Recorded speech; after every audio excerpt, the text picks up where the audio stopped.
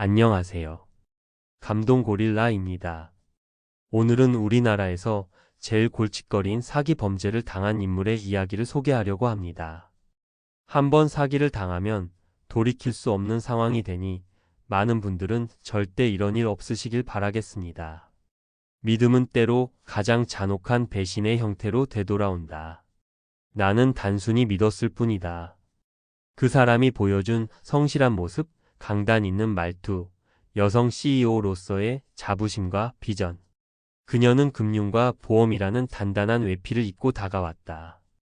스타트업이라고 하기엔 사무실도, 인테리어도, 직원 구성도 탄탄해 보였고, 실제로 그녀의 회사는 몇 년간 별 탈 없이 성장해 왔다. 그 속내를 알지 못한 우리는, 아니, 나는 그저 성공한 사람의 그림자를 쫓아 따라 들어간 셈이었다. 베트남 알루미늄 재가공 사업이라는 말은 낯설었지만 그녀는 누구보다 구체적이고 설득력 있는 설명으로 사람들을 사로잡았다. 단순 재가공이 아니라 현지에서 고철 수준의 자원을 들여와 가공한 뒤 동남아 국가에 다시 공급하는 구조예요. 수요가 넘쳐요. 그 말과 함께 건네는 수익 구조는 꽤 그럴듯했다. 고정 수익, 대차 방식의 자금 운용, 원금 보장이라는 말에 많은 사람들이 흔들렸다.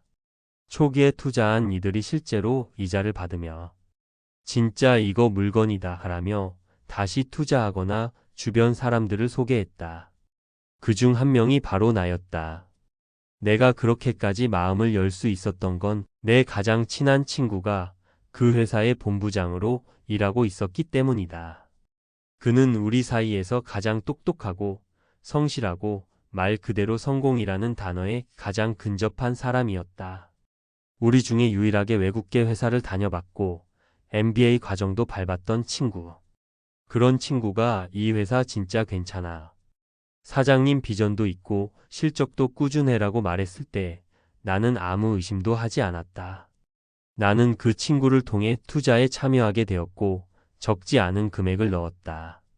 처음엔 2천만 원으로 시작했고 몇 달 뒤 이자가 들어오는 걸 확인하고 나서 부모님 돈, 심지어 친구들 돈까지 엮어 넣었다. 그렇게 쌓인 금액이 어느새 10억 원을 넘어섰다. 그땐 몰랐다. 우리가 하나의 큰 낭떠러지로 향하고 있었다는 걸. 그 여자는 그렇게 모은 돈으로 한국에서 여러 사업을 벌였다. 식품 유통, 프랜차이즈, 연예기획 사업, 건물 투자까지.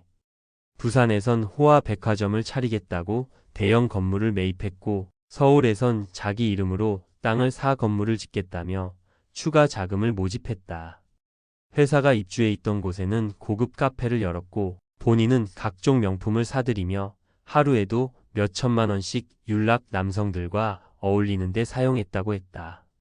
그뿐 아니라 이른바 템프로라고 불리는 최고급 유흥주점을 직접 열어 사업 자금인지 사치 자금인지 구분조차 안 되는 소비를 지속했다.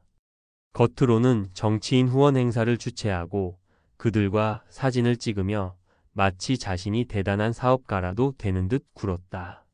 그것은 단순한 위장이 아닌 철저히 계획된 사기극이었다. 코로나19가 터지면서 그 사기극의 막이 서서히 걷혔다.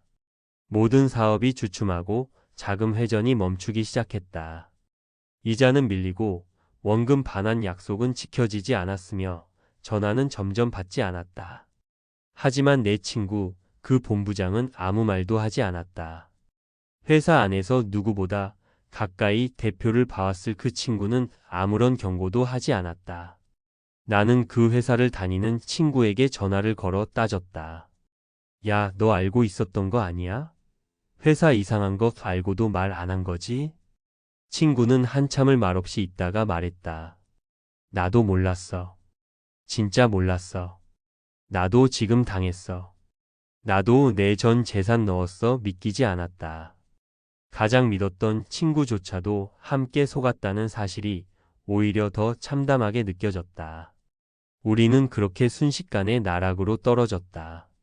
이후 회사에 대한 소문이 언론에 보도되기 시작했다. 피라미드식 구조, 허위 사업 모델, 대표의 사기 전과 이력까지 믿을 수 없을 정도로 완벽하게 위장된 삶이었다. 피해자들은 점점 늘어났고 규모는 커졌다.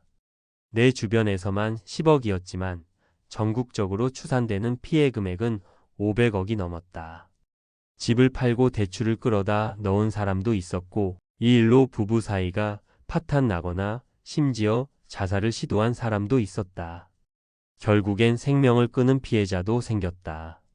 아무리 참으려 해도 견딜 수 없었던 그 고통 속에서 결국 몇몇은 스스로 삶을 마감하는 선택을 했다. 가족을 원망하고 친구를 원망하고 자신을 원망하다가 더는 버티지 못하고 무너진 것이다. 그 와중에 몇몇 피해자들은 대표와 부대표를 직접 찾아가 항의했다. 그들은 뻔뻔하게 말했다. 우리도 계획대로라면 잘 될 사업이었어요.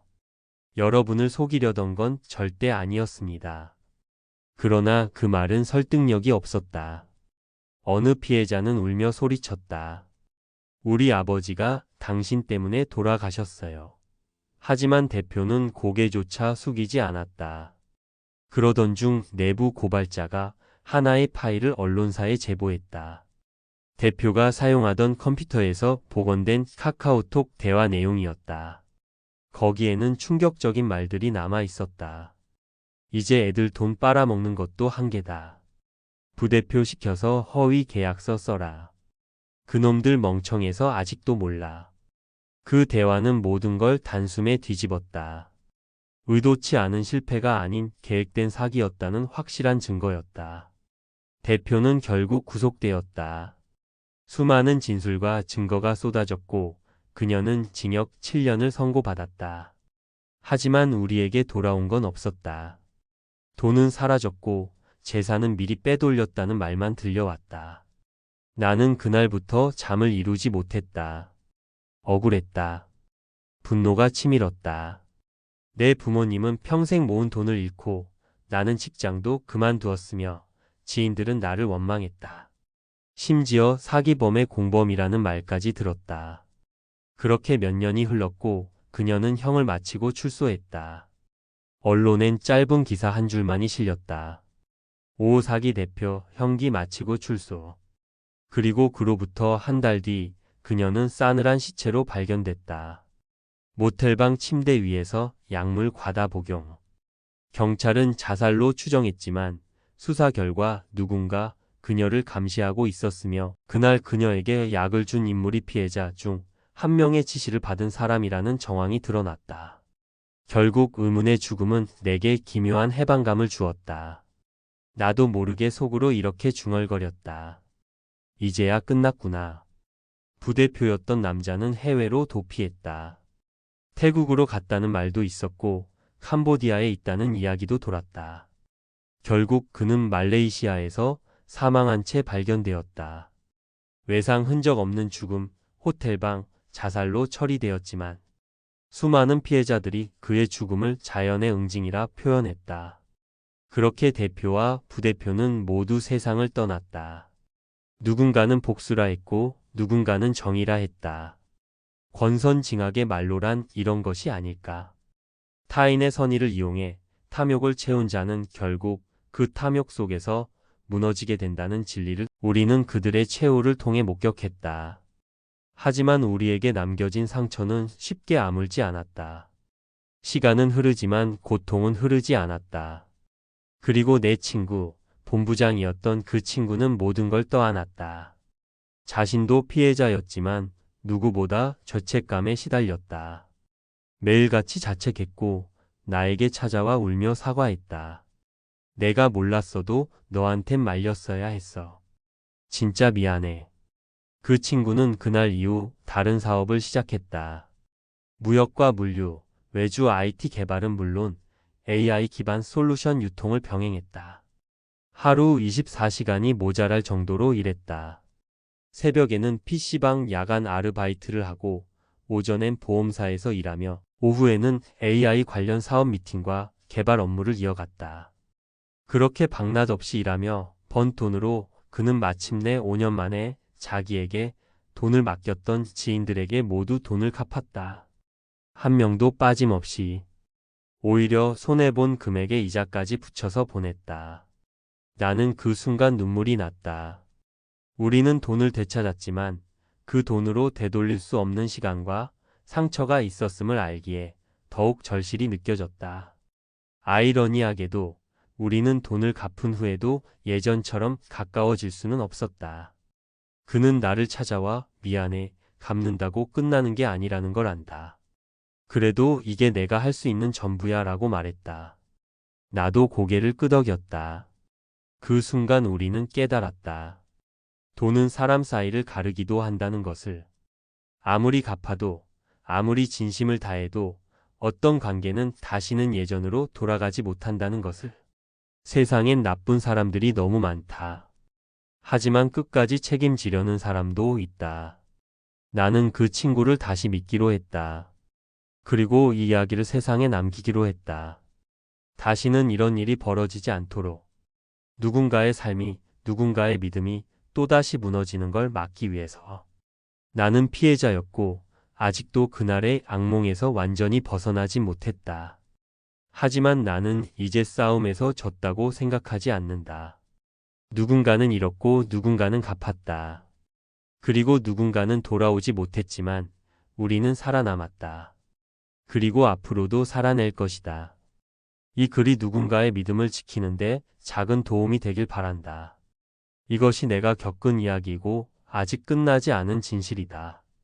사기 피해로 인한 극단적인 선택은 안타깝게도 현실에서 발생하는 일입니다. 예를 들어 최근 보도된 사례에서는 피해자가 사기 피해로 인해 극심한 심리적 고통을 겪다가 스스로 생을 마감한 사건이 있었습니다. 이러한 사건들은 사기 피해가 단순한 금전적 손실을 넘어 피해자의 삶 전체에 심각한 영향을 미칠 수 있음을 보여줍니다. 또한 사기 사건의 가해자들이 법적 처벌을 받더라도 피해자들의 상처가 완전히 치유되기는 어렵습니다. 피해자들은 금전적 손실뿐만 아니라 신뢰의 붕괴, 사회적 관계의 단절, 심리적 트라우마 등 다양한 후유증을 겪게 됩니다. 이러한 현실은 사기 범죄에 대한보다 강력한 법적 대응과 피해자 지원 체계의 필요성을 시사합니다. 사기 피해를 예방하고 피해자들을 보호하기 위해서는 사회 전반의 경각심과 함께 법적 제도의 강화가 필요합니다. 또한 피해자들이 겪는 심리적 고통에 대한 이해와 지원도 중요합니다. 이를 통해 더 이상 이러한 비극이 반복되지 않도록 노력해야 할 것입니다.